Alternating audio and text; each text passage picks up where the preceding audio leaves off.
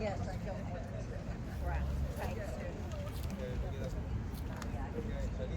Good evening, everybody. Good evening. Thank you so much for coming and joining us here. We thank you so much for your support in this very, very important issue, which even in this day and age, and very recently in this day and age, tends to sort of loom over us still, the possibility of something like this happening. We'd like to start off with a song that many of you have heard us do before, and it's called I Still Believe. It's actually a song written about potentially the thoughts of Anne Frank when she was in hiding. And it's kind of a mixture of sadness and of hope, which is, I think, the way we feel about this today. So I hope you'll sing along with me. Hold on, I'm going to get this. Yeah.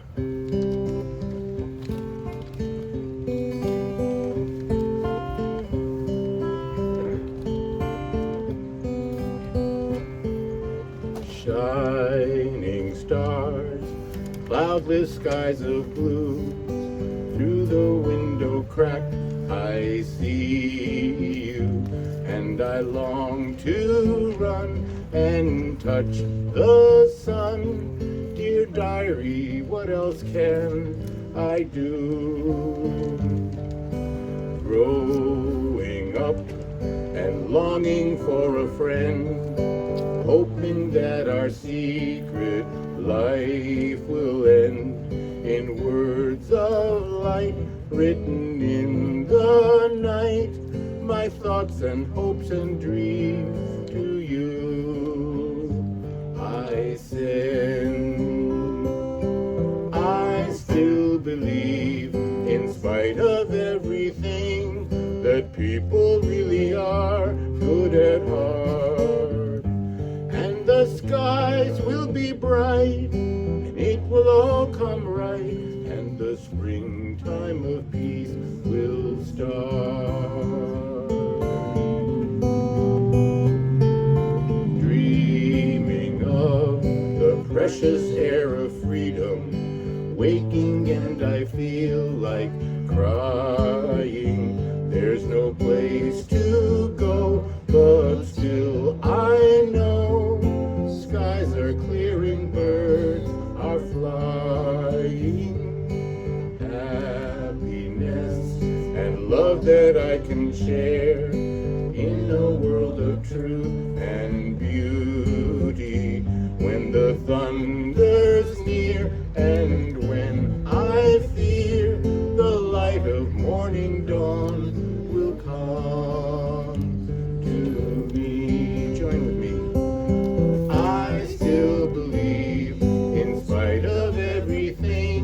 That people really are good at heart, and the skies will be bright, and it will all come right, and the springtime of peace will start. The skies will be bright, and it will all come right, and the springtime of peace will start.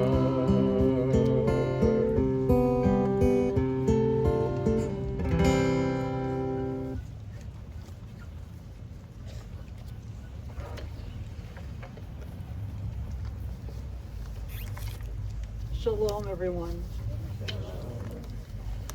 On behalf of Bedford's Jewish community, Bedford's interfaith community, and citizens of Bedford, Billerica, Burlington, and surrounding towns who gather here tonight, I welcome you to our Kristallnacht commemoration. I'm Rabbi Susan Abramson.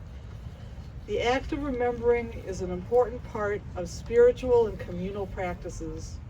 When we remember history together as a people, we are making meaning of the events of the past in faraway places and of events in our own time and place.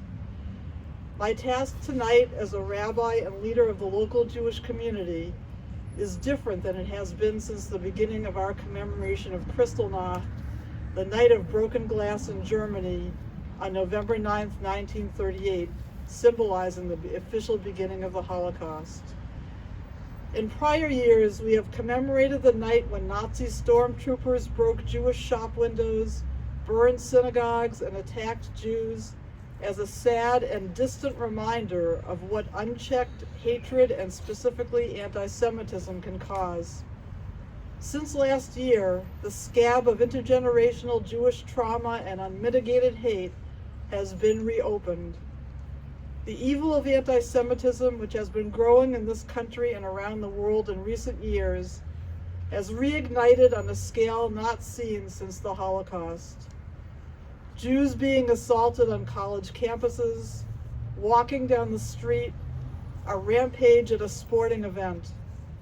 Some of us are now afraid to wear any symbol in public which would identify us as Jews. We are often blamed and vilified for the policies of Israel's government. Many of us now fear the future of a country whose leadership is characterized by xenophobia and hatred of the other. We wonder, can it possibly happen here again?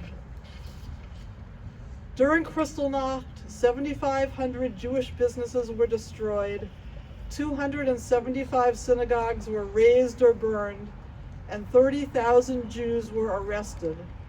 100 Jews died. The majority of those who were arrested were sent to German concentration camps and were killed. This year, we are sadly continuing to commemorate another date, shockingly even more terrifying, deadly, and destructive than this awful night in 1938. October 7th, 2023, 1,200 Jews, Muslims, and Christians asleep in their beds, partying with friends in the desert, were systematically killed by Hamas terrorists in a well-planned attack to annihilate as many innocent Israelis as possible. Over 240 babies, children, elderly, people of all ages were grabbed from their houses and dragged to hiding places in Gaza as hostages. On this day, over a year later, over 100 hostages remain in captivity. Their whereabouts and physical well-being is unknown. Since that day, over 280,000 missiles have been fired at every part of Israel, day in and day out. No one feels safe. The resulting deaths of many thousands of innocent Palestinians who just want to live their lives in peace deeply pains all of us and makes our hearts even heavier. Kristallnacht commemorates the beginning of the Holocaust, whose goal was the systematic annihilation of the Jewish people. This year, at this moment, the State of Israel, established as the one safe haven on earth for Jews because of the Holocaust, is itself facing an existential threat. Out of the horrors of the Holocaust, the term crime against humanity was coined. Tonight's commemoration of Kristallnacht is not only a memorial, but a horrible recurring nightmare we are currently experiencing.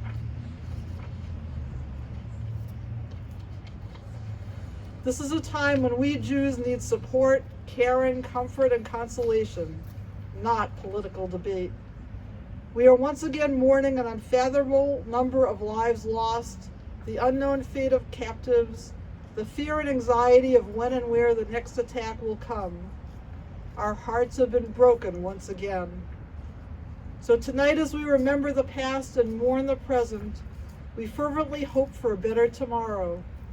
At this new moment of grief and uncertainty and fear, we need to remember that we also have hope. Hatikva. Our people survived Kristallnacht. We rose again after the Holocaust. Our people will survive this current campaign. But this year, as in 1938, we need the unequivocal support of our friends and allies in standing against anti-Semitism and terror. We all realize that there is no room for complacency or silence in the face of bigotry, hatred, and evil.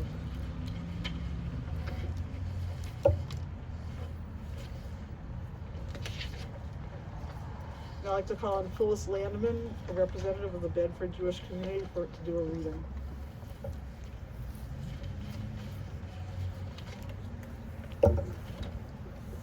I'm Phyllis Landman from the Bedford Jewish community. This is a poem called Holocaust by Barbara Sonic. We played, we laughed, we were loved. We were ripped from the arms of our parents and thrown into the fire. We were nothing more than children. We had a future. We were going to be lawyers, rabbis, wives, teachers, mothers. We had dreams. Then we had no hope. We were taken away in the dead of the night, like cattle in cars, no air to breathe, smothering, crying, starving, dying, separated from the world to be no more. From the ashes, hear our plea. This atrocity to mankind cannot happen again. Remember us, for we were the children whose dreams and lives were stolen away. Reverend John Castercombe.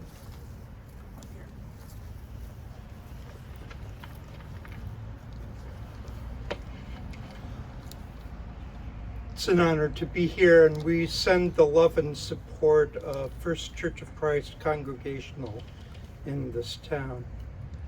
This quote is a very familiar quote that I have known and loved by Pastor Martin Niemöller, who was a Protestant pastor who founded the Confessing Church, which opposed the Nazi regime.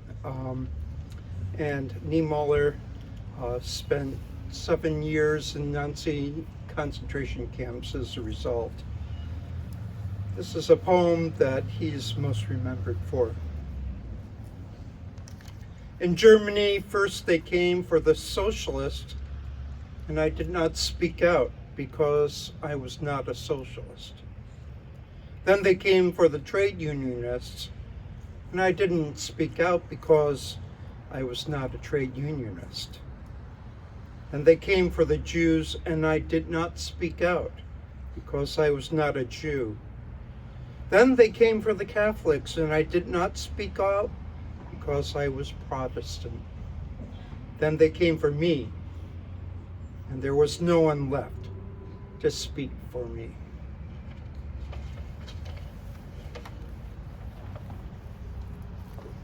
I'd like to invite our state representative, Ken Gordon, to say a few remarks, and also wanted to thank him for helping to organize this event this evening. Thank you very much, Rabbi. Thank you for organizing the event. Thank you for everyone from the Bedford Jewish community for chipping in with a lot of the infrastructure that you see today, a lot of the equipment, and it was really a group effort. It was an honor to be part of it. Thank you to the interfaith members of the interfaith community and the Bedford Jewish community. I was asked, from the point of view of an elected official, to talk about our future, our immediate future, and the aftermath of events that occurred in the last week. First of all, thank you everyone for your support in the last election. It was meaningful to me.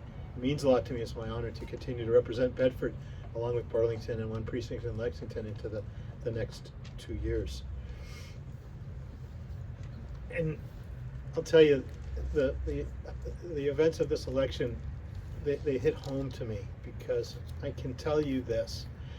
I promise you, I've always run, I will always run an honest campaign. If I win, I'll win honestly, and if I lose, I'll lose honestly by telling you the truth, whether you want to hear it or not, because my constituents are entitled to my opinion and the reasons I get to my opinion, and that's what bothered me. I spent many of the, I think 5 of the last 8 weekends in Pennsylvania knocking doors and talking to voters. So I had a sense of what was going on, especially among voters who said they were undecided in that state. And my sense among those voters who said they were undecided was that they were confronted by 2 candidates. One candidate who'd said things they didn't like, in other words, the way Donald Trump said things, and some of the things he said. But they felt that he understood their frustration, that they could connect with the understanding, with the idea that he understood their anger.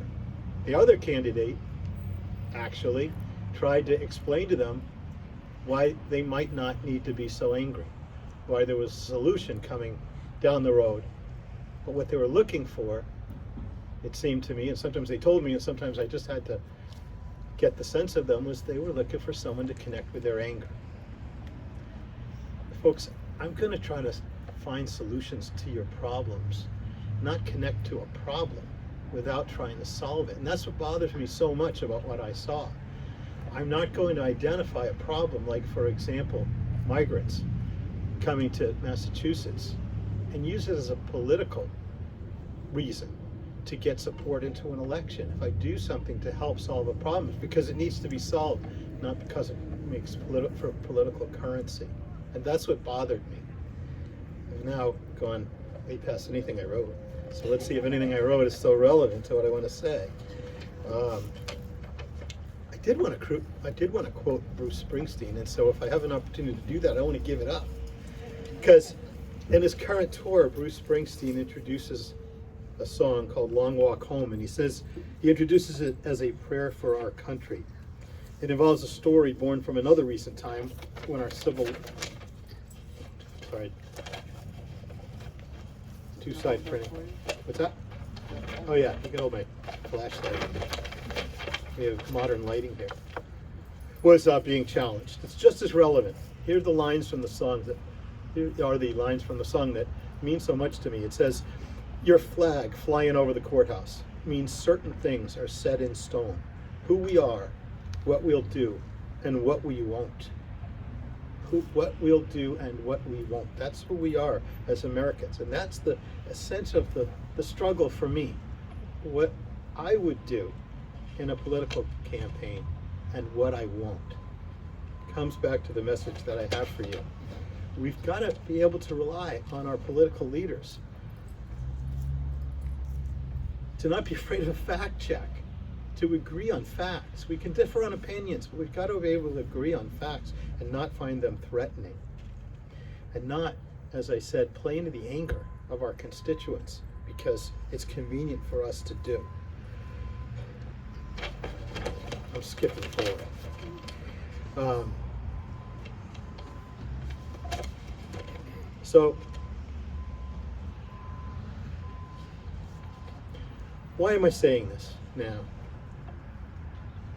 Well, I'm going to go back one other pet peeve. The idea of running for political office on an illusion is also something that just bothers me so much. We are who we are, not who we're not, going even back to the Springsteen line, right? There were so many people who connected with a political candidate. He won fair and square. He got more votes than his opponent. That's all true. It's a question of how.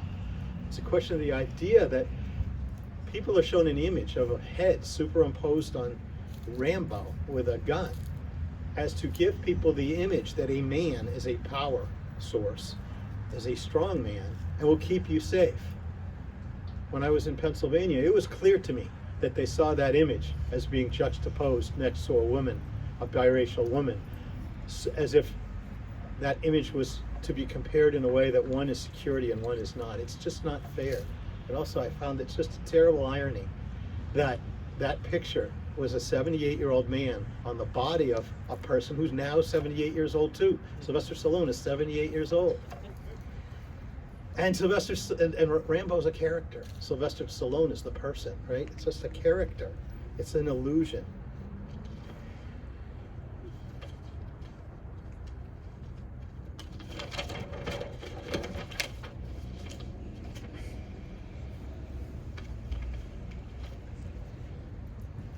So, I'll bet none of you are wondering what this all has to do with Kristallnacht.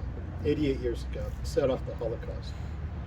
It was another time in our history where people were led to make decisions to support political leaders based on an illusion, based on the manipulation of public opinion through propaganda. At the time, the propaganda consisted of posters on the walls and in transportation centers and things like that. Now the propaganda we see on TV and in social media. There was a time when we could never compare current events to the time of the Holocaust because nothing is that bad, and where there are no mass exterminations and the horrors of the Holocaust that we know full and well. Well, we do have a president whose vice president called him America's Hitler. I mean, we're there. Where the longest standing chief of staff called him a fascist. We're there. We have to deal with that as those of us who are Jewish Americans and our friends people who are members of the LGBTQ plus community and their allies, people who are African American, Latino. We all have to deal with that. Marginalized people in the next 4 years are going to find instances where we're going to have to deal with this. And the way we deal with this is we support each other. We don't hide from each other. These other people's problems in our community, put it a different way, our community's problems are our problems. And we've got to stand together and have each other's back.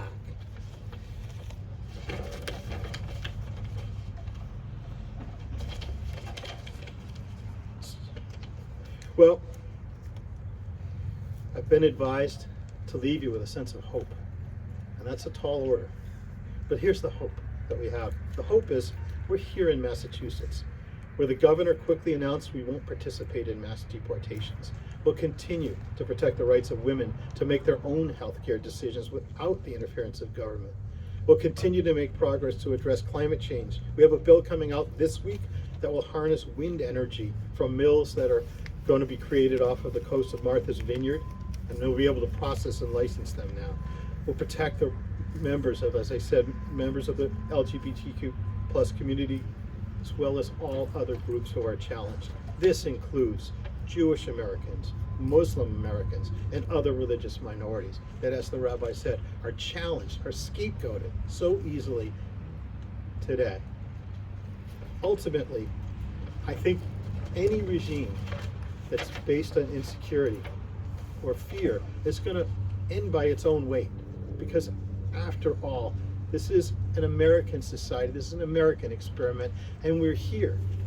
Most of us, the children of migrants, of immigrants ourselves, because we were looking for a better place. And I don't think that here in America, anyone's going to give up that hope. And I think that we're going to see that we will stand together in this community, and we will stand for freedom, and we will stand for civil rights. Thank you. I'd like to invite Reverend Sharon Dickinson to come up to a reading.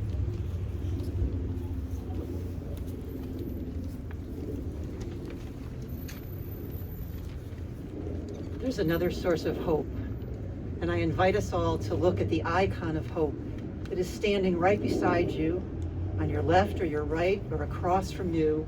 Look at the icon of hope, and let us bless one another.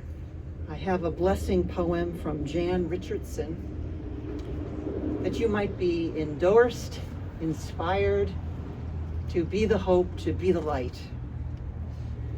Blessed are you who bear the light in unbearable times, who testify to its endurance amid the unendurable, who bear witness to its persistence when everything seems in shadow and grief.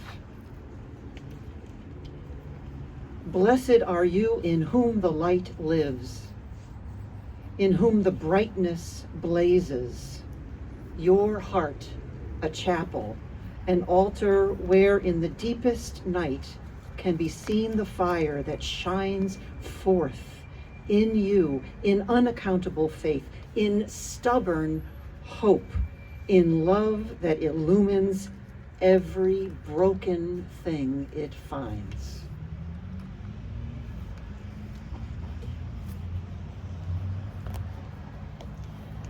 Now it's my honor and my privilege to welcome Warner Salinger, who is an eyewitness to Kristallnacht, the first time I believe we've ever had somebody speak with us who actually witnessed the events of that night. He was 6 years old in Berlin, and his story just brings this whole commemoration of Kristallnacht to a whole different level.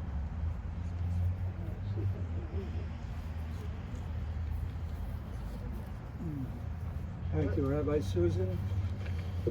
So yeah, my name is Werner Salinger. I was born in Berlin, Germany in April 1932. And 86 years ago this night, 86 years ago this night, I lived in the middle of Berlin. I heard the glass shatter. I saw the bodies on the street. I saw the pushing and shoving. of Jews. Most of all, I smelled the dark, black, acrid smoke that emanated from the synagogue that was burning just a block away. 86 years ago. We were very lucky. My mother, my father, and I got a visa to come to the States, came here in February 1939. Been here ever since. Went back to Germany wearing U.S. Air Force Blue in 1951. Spent 4 years in Germany after the end of World War II. It was hard the first year, got easier as I went along. I still smell the smoke. I still smell the smoke from the burning synagogue constantly in my memory. We can't let it happen again. A lot of the speakers tonight have talked about hope. We have to have more than hope. We have to have action to make sure that that never happens again. Thank you all for being here tonight.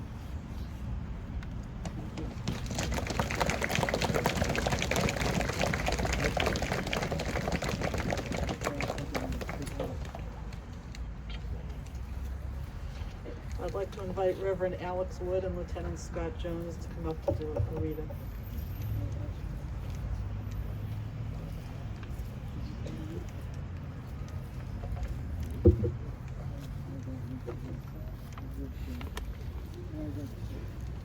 We read tonight, tears of crystal, tears of broken glass. My tears are crystal and broken glass. They sparkle, they cut, they heal, they wound. They are daybreak and midnight, hymn and dirge, joyous celebration and lonely mourning. My tears catch your divine light, prisms casting color across my days and on my hands. I pray to hold them gently, with dignity, with honor. I am one of your children, one of those you love. Comforted knowing that I too am one for whom you cry, tears of crystal, tears of broken glass.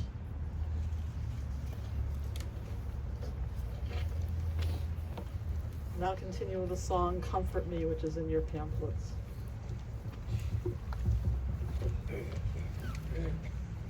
I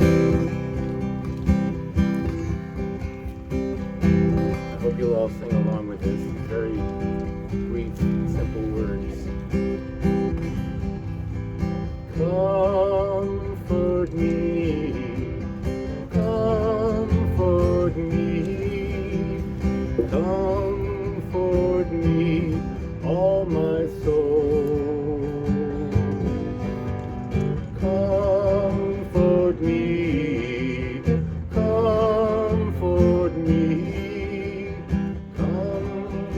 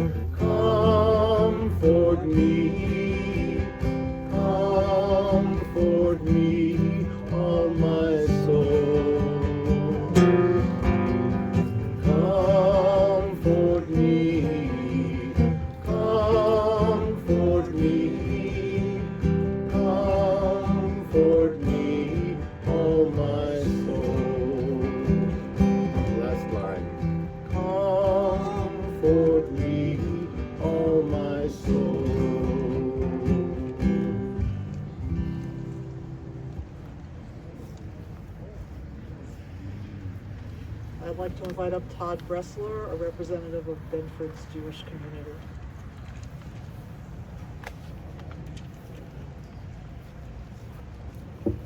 Thank you, Rabbi Abramson. Thank you to the interfaith clergy, our city and state officials. Thank you to all of you for being here. It truly means a lot to look out and see so many friends and allies. Ken, wherever you are, you keep quoting Bruce Springsteen, you'll have my vote until you choose to stop running. That's how to connect with me. For those of you who don't know me, my name is Todd Bressler. I've lived in Bedford 13 years, my wonderful wife, 2 beautiful children. I'm a second-generation American. My grandfather is the only one of his family to have escaped the Holocaust, which is how I came to be here tonight to honor and remember Kristallnacht, a violent and deadly and devastating attack against Jewish people that led the way to the Holocaust. 2 nights ago, Thursday night, I was sitting at home on my couch putting the final touches on this speech while Jewish people were ambushed, assaulted with knives, clubs, cars, stabbed, beaten, driven into in a planned mob attack in Amsterdam. There was a pogrom Thursday night while we were planning a Kristallnacht remembrance ceremony. Anti-Semitism didn't start at Kristallnacht. Anti-Semitism didn't stop after Kristallnacht or the Holocaust. 2,000 years earlier, Jewish people were chased out of our ancestral homeland in Israel by the Romans, who renamed the region Palestina and destroyed our temples to erase native Jewish history and culture. Unlike other forms of bigotry and hate, anti-Semitism can be easy to dismiss or forget or miss because it can stay quiet for years. But then it comes back like a sudden crashing wave. We talk about anti-Semitism as if it's a relic of the past, when really it's a sleeping giant that reawakens every 100 years or so. This past year, I've seen the worst anti-Semitism in my life. Anti-Semitic education materials have been introduced to students as young as pre-K, in elementary schools, in colleges. Teachers are spreading anti-Jewish propaganda and bias to their students. Jewish professors have been banned from campus. Jewish teachers have been chased by their colleagues. They've had to hide in their classrooms for safety. Jewish students in high school and colleges have been harassed, targeted, bullied, beaten because of their identity and beliefs. There's been tens of millions of dollars in damage on public and private property caused by anti-Israel protesters. Jewish authors are being boycotted by the literary community. Jews are being blocked from entering public buildings, mocked and jeered at public meetings. These aren't examples from the 1930s and 40s. All of these things happened this year in communities across America, including in Massachusetts, since last October 7th. In our community, we've been responsive, thankfully, and with gratitude. We've had supportive communities, supportive neighbors, supportive interfaith clergy, supportive town government, local government, supportive schools. In the aftermath of October 7th, just like the aftermath of the Holocaust and the aftermath of 9/11, despite our fear, our sadness, despair, despite facing very real physical and psychological harm, we've also found strength and hope from each other and from within ourselves. We've found out, even though we have more enemies than we ever could have imagined, we also have allies near and far. Surviving hard times is the story of the Jewish people. So what are we going to do in this moment of our people's history? Don't shrink, don't hide. Label anti-Semitism whenever and wherever you see it. Call it out, including demonization of Israel. If you're an ally, reach out to your Jewish friends. Let us know you see us, you support us, you believe us. Ask us if there's anything you want us, we want you to know. Ask us if there's anything we want you to know. We are 0.2% of the world's population. Half of all Jews in the world live in a war zone fighting battles on multiple fronts. We can't fight anti-Semitism alone. We need help. Never again is now. Speak up and stand up against anti-Semitism as loud as you can, wherever and whenever you see it. Thank you.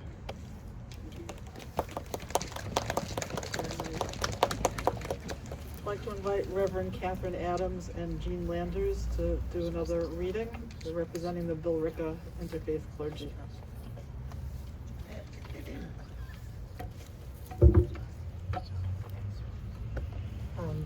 My name is Jean Landers. I am a member of the Billerica First Parish Church. I'm a member of the Billerica First Parish Church, and we are part of the Interfaith Association along with Rabbi Susan Agency.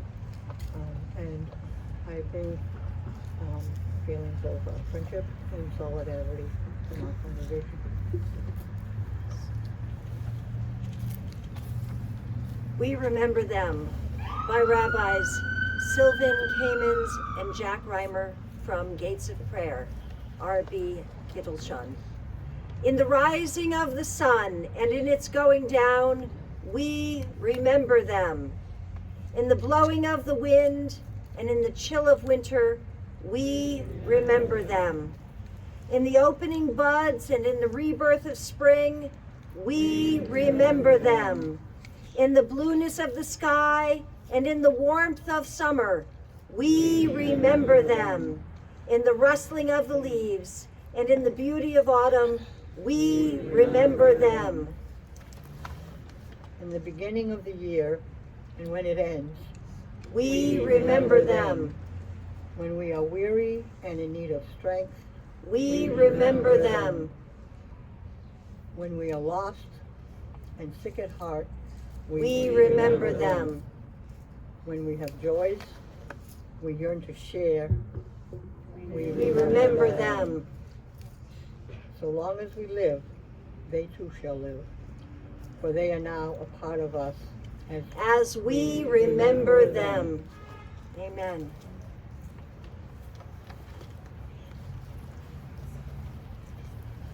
And now it's our Jewish tradition that in memory of those we have lost, we recite the Mourner's Kaddish, and this is a prayer praising life, even at the worst moments of our life. So I invite you all to join me in this prayer. But before we do, I just wanted to what I always do is look around the crowd, and if you have the name of somebody in particular who you would like us to remember, please say their name aloud or in your heart as I look towards you. If it's somebody who died in the Holocaust, or somebody in your family, or a loved one, or somebody who you'd like us to remember.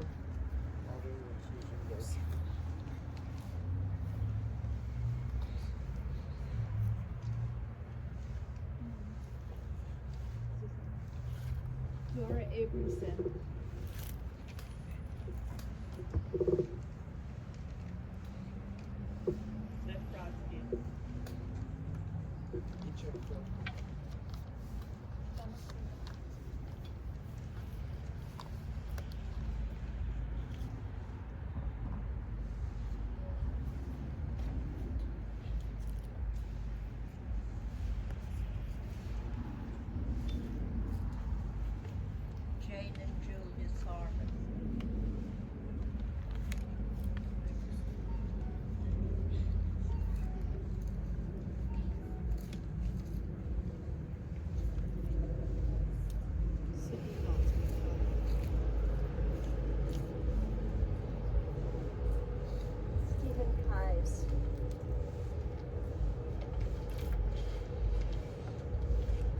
We recite the mourner's prayer together. Yit Gadal, V'yit Gadash, Shmei Rabbah, V'yalmad Divrach Imrutei, V'yamlich Malchutei, V'chayechon, V'yamechon, V'chayeh, D'chol Beit Yisrael, V'agala, V'yizman Kari, V'imru Amen. Yehi Shmei Rabbah, Mevarach, L'olam, Olmei Amaya, Yit Barach, V'yishtabach, V'yit Pa'ar, V'yit Ramam, V'yit Naseh, V'yit Hadar, V'yit Aleh, V'yit Halal, Shmei D'Kudashah Barichu, Le'ela Min Kol Birchata V'Shirata, Tushbechata V'Nechamata, Ta'amiran B'Alma V'Imru Amen. Yehi Shlama Rabba Min Shmaya, V'chayim Aleinu V'al Kol Yisrael V'imru Amen.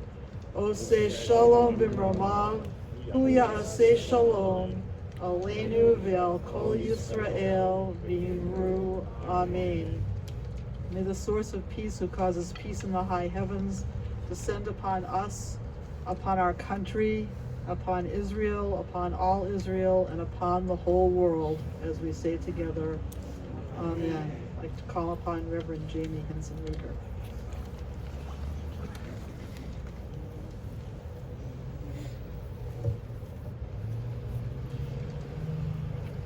I'm Reverend Jamie Henson-Rieger, Senior Minister of First Parish in Bedford.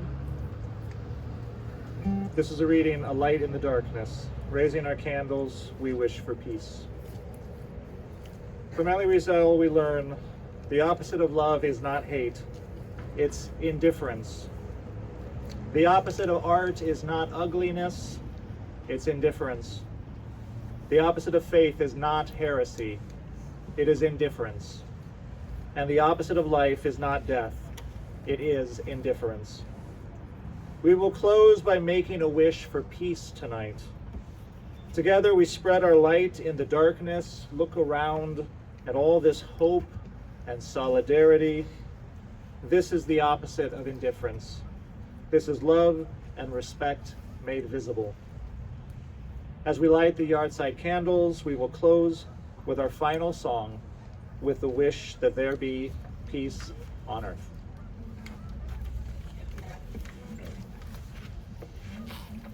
As we sing our closing song, we have about 40 candles there in the shape of a Magen David, and if you would like to come up, there are way more of you than there are candles, so if anybody would like to come up and take their light and light a yard-side candle, you may do so while we sing this closing song.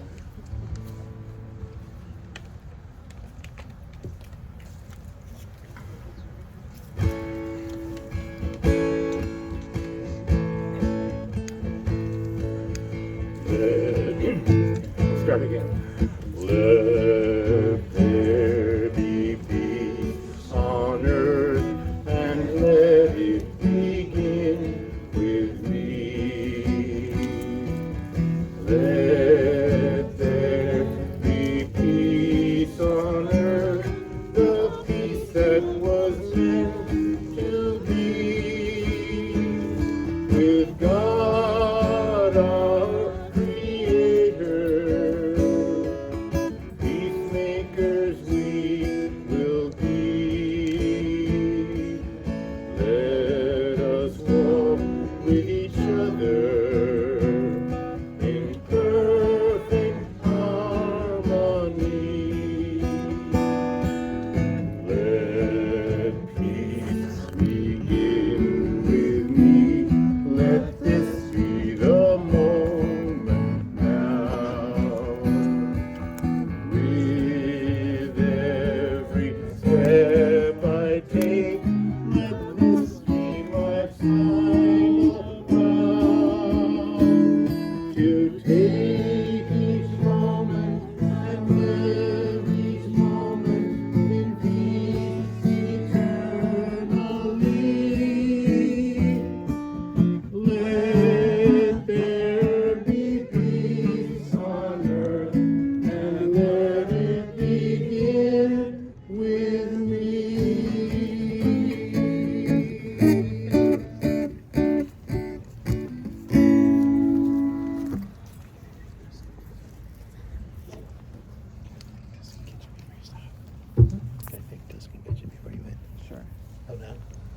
I just wanted to put in a word, and we were talking about some of the people that helped out, and thank you very much. Thank you to the Tuscan Kitchen who contributed that heater and did what they could. They helped us last year, and they're helping again. Thanks. Also, I see some of the elected officials from town. Emily, I see Sean, and I know there's others I just haven't seen. So thank you for being here. I also wanted to thank all of the interfaith clergy who joined us, and for all of you for gathering together this evening. And together, let us leave with the hope that each of us can make a difference, and together we can make a difference. So let's leave with that hope and that promise to ourselves, each other, our community, and our country. Amen. Amen.